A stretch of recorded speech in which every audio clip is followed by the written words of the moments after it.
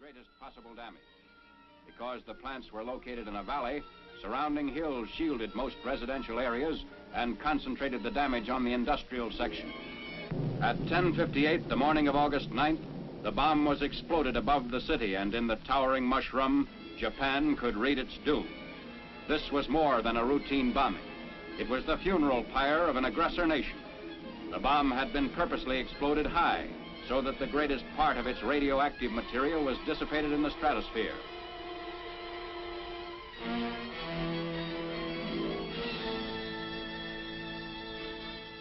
From the air, the skeletons of the Mitsubishi plants made evident that Nagasaki's war-making power was totally destroyed. For the valley area of little more than 3 square miles, blast and fire reduced the industrial plants and surrounding buildings to blackened rubble.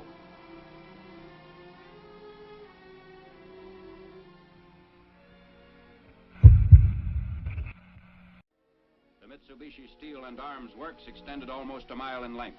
Before the blast, these were modern buildings constructed like our own American factories.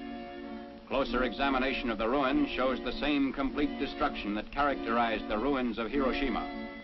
Damage to equipment and machinery used in the manufacture of naval rifles, AA guns, and heavy artillery was such that even if Japan had determined to commit suicide by continuing resistance, she could not have salvaged much from the ruins. Smokestacks bent but did not break before the blast.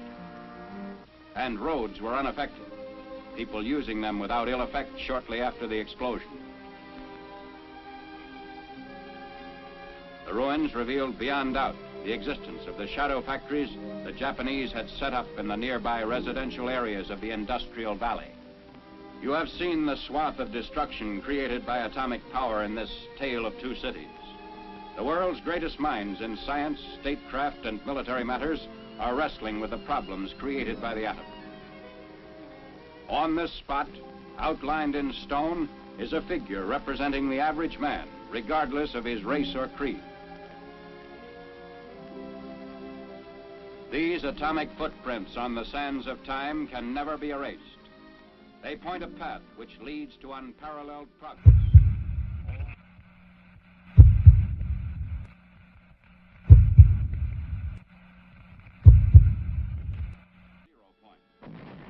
In the city at the junction of the Motoyiso and Ota rivers. The bomb was intentionally set to explode well above the 0 point to dissipate its radioactivity. Here is the pictorial record of the result. At 0 point, directly beneath the explosion, the soldier in the scene is pointing at the spot from which all damage to the surrounding area was measured in terms of distance from the center of the blast. Within a mile of 0 point, the devastation speaks for itself. But in these very ruins, Army cameramen have found and filmed pictorial evidence that tells in twisted steel and stone the effect of death-dealing atomic power. For example, this was the site of the main Japanese military headquarters. There were approximately 20,000 Japanese military personnel stationed here. They are among the missing. A lone concrete smokestack indicates where a bustling factory once stood. Reinforced concrete buildings seem to have withstood the explosion fairly well, the damage varying with their distance from 0 point.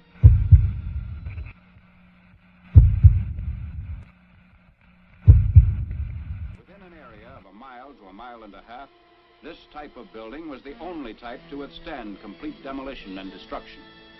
Here's a building that was actually knocked sidewise, giving you an idea of the force of the blast. The direction of the blast is graphically told by the slant of this parapet, a concrete wall. Etched in the stone base of what was the Russo-Japanese War Memorial are telltale lines, atomic handwriting for all to read. Another signpost of the direction and force of the explosion is blasted in the polished granite base of this statue. The light surface indicates the angle of the blast, 2/10 of a mile from 0 point. Many of the shattered windows pointed like skeleton fingers the direction of the atomic wind of death. On one side, blown in. On the other, blown out, with atomic tornado force. Inside, The flash burns on the chairs give eloquent testimony on the heat of the blast a mile from 0 point, which singed the mohair upholstery like a blowtorch. Hiroshima City Hall, which stood at an angle of 45 degrees to the direction of the explosion, had its doors and windows blown in, but suffered much less damage than buildings squarely in the path of the blast. The windows and doors offer mute evidence of the way the blast swept into the structures. The destructive circle within a mile from 0 point had a few notable exceptions, mainly reinforced concrete. On the edge of the area of greatest damage was a landmark, the Red Cross Hospital, which never ceased functioning, although it sustained damage. Today, it dominates the desert of a debris that was Hiroshima. Another notable exception to the general demolition was the Nagasaki Railroad Station in East Hiroshima, a mile and a half from the center of the blast. This building, however, suffered extensive damage. The twisted steel beams and concrete wall show the effects of the tremendous concussion.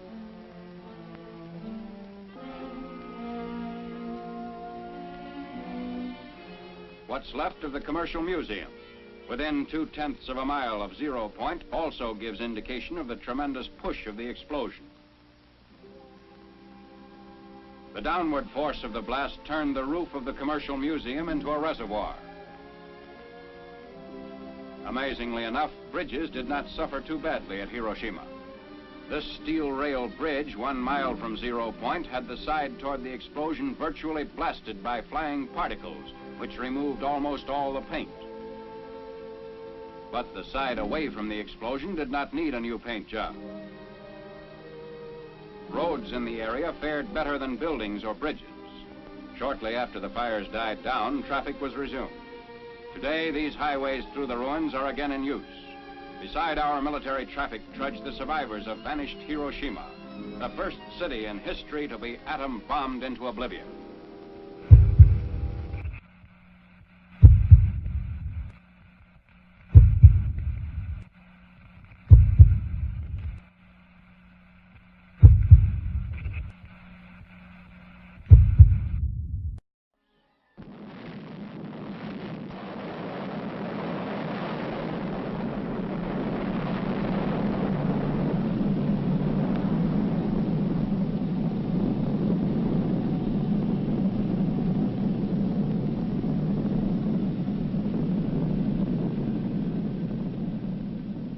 From the instant of that first blast until Hiroshima